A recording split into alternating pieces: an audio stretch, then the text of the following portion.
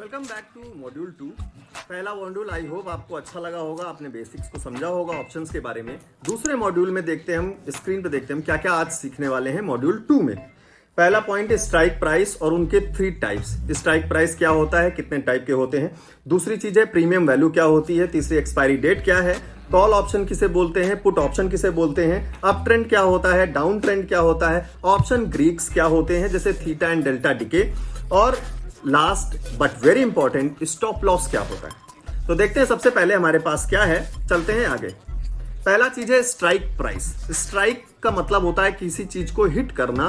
तो strike price is refer to the price where you are expecting to hit the market, कि आपने अंदाजा लगाया, प्रेडिक्शन किया कि मार्केट ऊपर जाएगी। अभी 17,800 पर चल रही है, आपके अंदाजे के हिसाब से मार्केट 18,000 हिट करेगी अगले 1 घंटे या आधे घंटे में।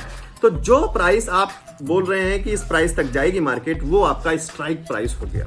अगर आप कह रहे हैं कि मार्केट नीचे जाएगी 200 पॉइंट, तो 17,600 आपका स्ट्राइक प्राइस हो गया। करंट प्राइस, जो प्राइस अभी निफ्टी का चल रहा है, इंडेक्स का जो करंट प्राइस चल रहा है, वो उसका करंट प्राइस हो गया। और जो प्राइस आप प्रेडिक्ट करते हैं कि अगर ऊपर मार्केट गया तो 17,800 जो के ऊपर जब जाएगा तो 18,000 जो आपका प्राइस है वो आपका स्ट्राइक प्राइस हो गया। तो जहां पर आपका प्रेडिक्शन प्राइस को हिट कर रहा है, स्ट्राइक कर रहा है, वो आपका स्ट्राइक प्राइस हो गया। तो ये चीजें आपने समझ ली। प्योर एनालिसिस से कि कोई भी शेयर, मैंने यहाँ पे 100 रुपए का एग्जांपल लेके दिया है कि मान लीजिए कोई 100 रुपए का है प्राइस और आप कह रहे हैं कि अगले हफ्ते या 10 दिन या 5 दिन में वो 120 हिट करेगा, तो आपका स्ट्राइक प्राइस हुआ 120। और अगर नीचे का आप मूवमेंट देख रहे हैं, अगर आप बोल रहे हैं कि नीचे जाएगा 20 रुपए, तो 80 रुपए आपका स्ट्राइक प्राइस हुआ। तो इसके स्ट्राइक प्राइस के बारे में निफ्टी में हम और आगे डिटेल में समझेंगे। स्ट्राइक प्राइस 3 टाइप के होते हैं, देख लेते हैं कौन। पहला आपका पॉइंट है इन द मनी। पहला पॉइंट है इन द मनी, दूसरा है एट द मनी, तीसरा है आउट द मनी। ये स्ट्राइक प्राइस क्या होते हैं, इनको जरा डिटेल में समझते हैं अगली स्लाइड में। तो in the money, in the money refers to the strike price which is inside the range of your expected price to go. Let's suppose you think price will go from 180 to 100. So in the money strike price will be under 100 like 90, 80. This means you are saying that price will remain above 80 or 90. मान लीजिए अभी current price चल रहा है 100 रुपए और आपको लगता है कि 120 जाएगा, ठीक है। तो अगर आप चाहें तो 100 रुपए से नीचे प्राइस भी ले सकते हैं।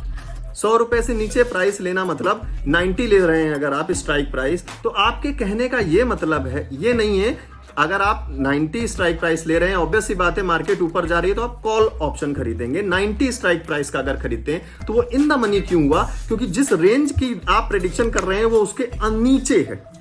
आपने 120 प्रेडिक्ट किया है और आप 90 का कॉल खरीद रहे हैं, तो इसका मतलब आप ये कहना चाहते हैं कि मार्केट का, उस शेयर का प्राइस या मार्केट का प्राइस 90 के ऊपर ही रहेगा। फिर वो चाहे 110 हो, 105 हो, 100 हो या 150 हो या 200 चला जाए, वो रहेगा 90 के ऊपर ही। ये आपका बेस प्राइस था। ये आपने उस स्ट्राइक प्राइस का मतलब निकाला है कि मैं 90 पे कॉल खरीदूंगा। तो ये इन द मनी हो गया, मनी के अंदर, आपके स्ट्राइक प्राइस के अंदर। दूसरा जो है आपका वो है एट द मनी।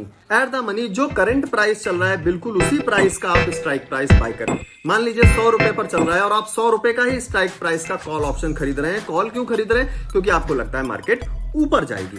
तो आपने 100 का स्ट्राइक प्राइस खरीद लिया, तो जो करंट प्राइस चल रहा था बिल्कुल उसी रेंज के क्लोज प्राइस में, जैसे 100 हो गया या 95 हो गया, तो उस रेंज में अगर आप बिल्कुल कोई स्ट्राइक प्राइस की कॉल खरीदते हैं तो वो एट द मनी हो गया। क्योंकि 100 चल रहा है, आपने 100 का स्ट्राइक प्राइस खरीद लिया, तो ये एट द मनी मतलब मनी के बिल्कुल बराबर, जो अभी करंट प्राइस चल रहा है उसके बिल्कुल बराबर, तो आपका स्ट्राइक प्राइस हो गया एट द मनी। जो लास्ट है वो है आउट द मनी।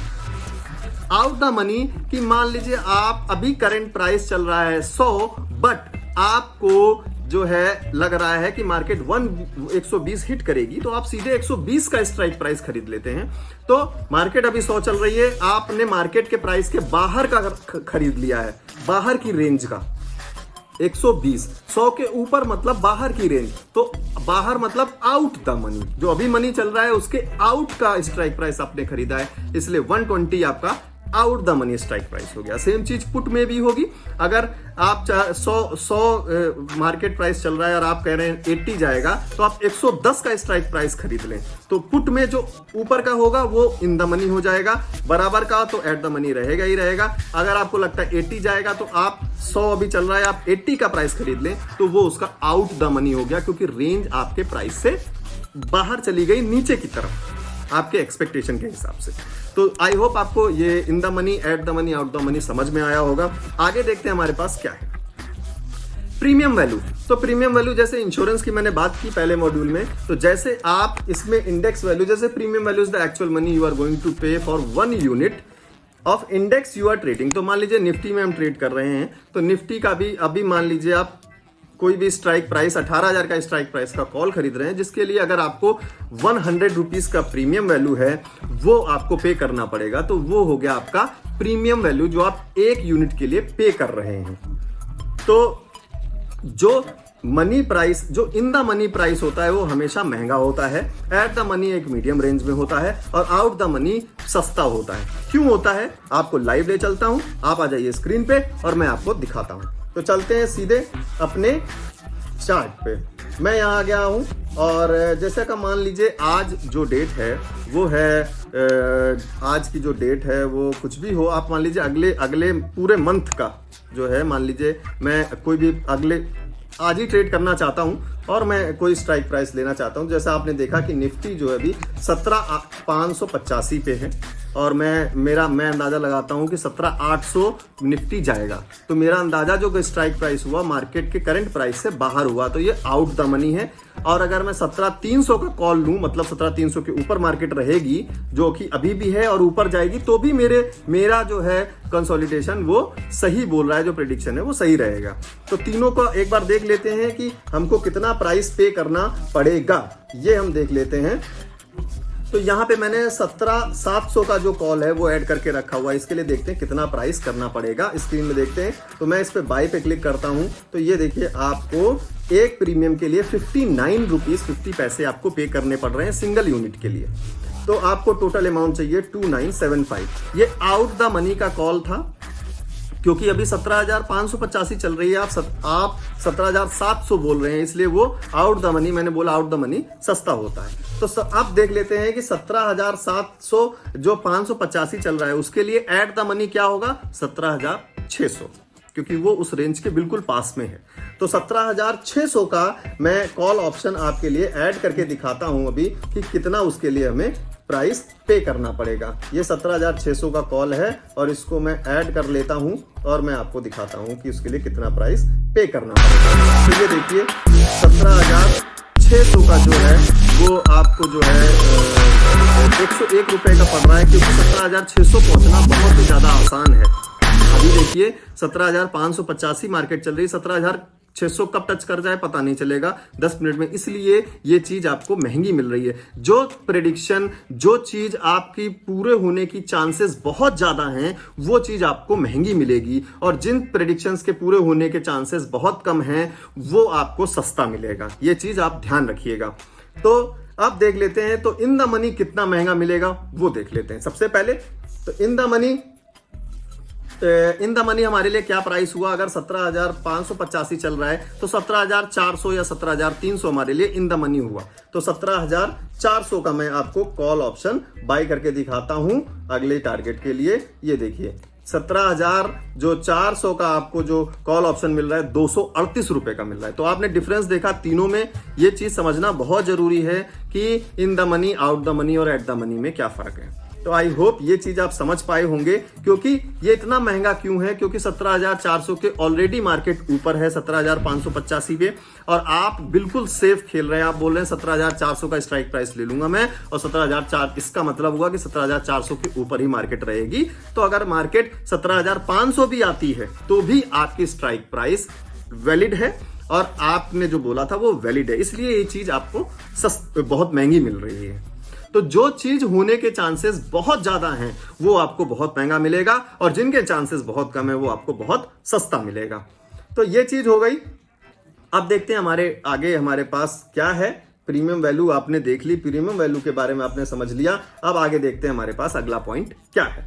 अगला पॉइंट हमारा एक्सपायरी डेट है। एक्सपायरी डेट क्या है कि आप जो प्रीमियम, जैसे कार के प्रीमियम में 1 साल का टारगेट था, तो इसमें भी एक्सपायरी होती है। आप जो भी ऑप्शन बाय करेंगे, चाहे कॉल बाय करें चाहे पुट बाय करें, आपको लगता है मार्केट ऊपर जाएगी, आप कॉल बाय करते हैं, उसकी एक एक्सपायरी होगी, एक पर्टिकुलर एक्सपायरी होगी जिस दिन आपकी जो डील है ये ऑप्शंस की वो कैंसिल हो जाएगी और अपने आप आपका ऑर्डर एग्जीक्यूट हो जाएगा, आप वहां से एग्जिट कर जाएंगे। अगर आप पहले करना चाहें तो आप पहले भी कर सकते हैं, लेकिन अगर एक्सपायरी तक रुकना चाहते हैं तो एक्सपायरी तक वो आपका जो कॉन्ट्रैक्ट रहेगा वो वैलिड रहेगा। इसको भी लाइव एक बार चेक कर लेते हैं ऑप्शंस के, उसमें एक्सपायरी कैसे हम देखते हैं। तो जैसे अगला जो एक्सपायरी होने वाली है, पहले हम एक्सपायरी के बारे में समझ लेते हैं। जो वीकली एक्सपायरी, 2 तरीके की एक्सपायरी होती हैं जो ऑप्शंस में होती हैं। पहली है वीकली एक्सपायरी।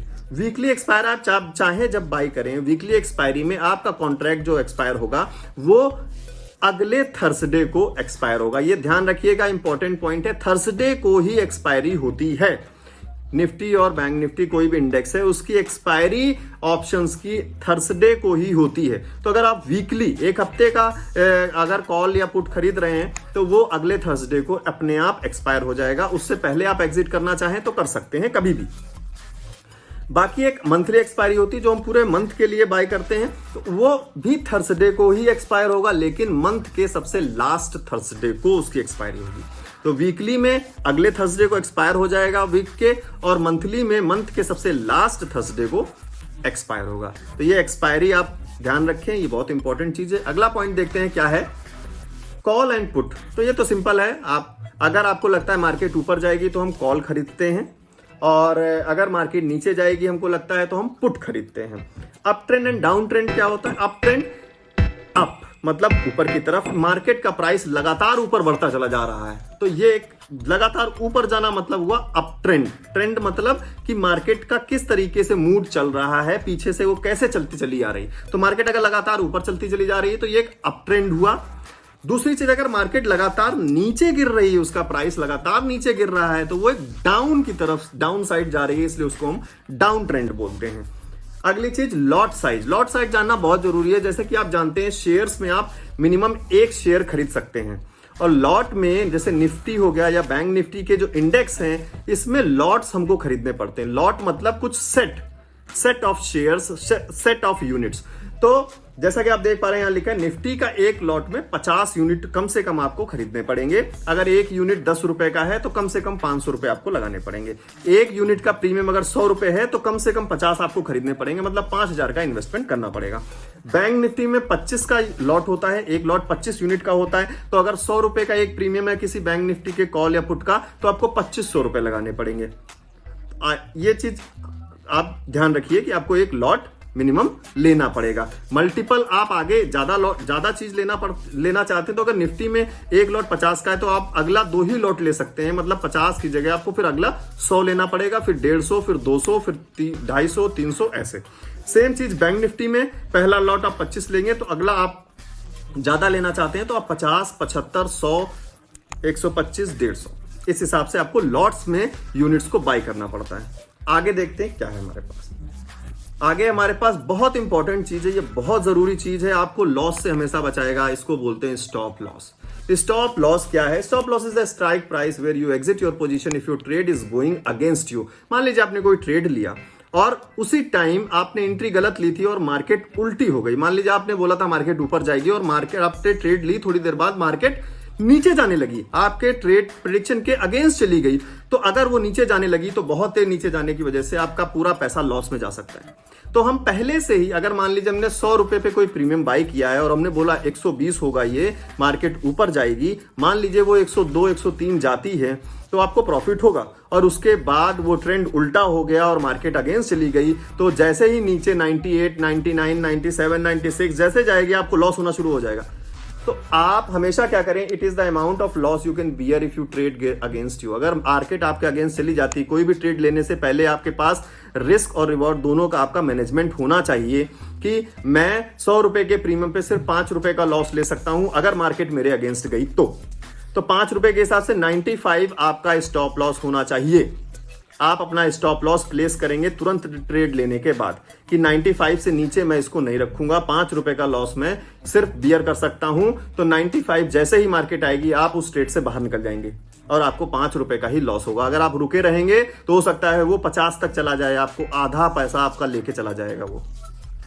इसलिए जब मार्केट स्टॉप लॉस उल्टा चली गई तो इसका मतलब आपने गलत एंट्री ली थी, आपका ट्रेड गलत था, आपकी स्ट्रेटजी गलत थी।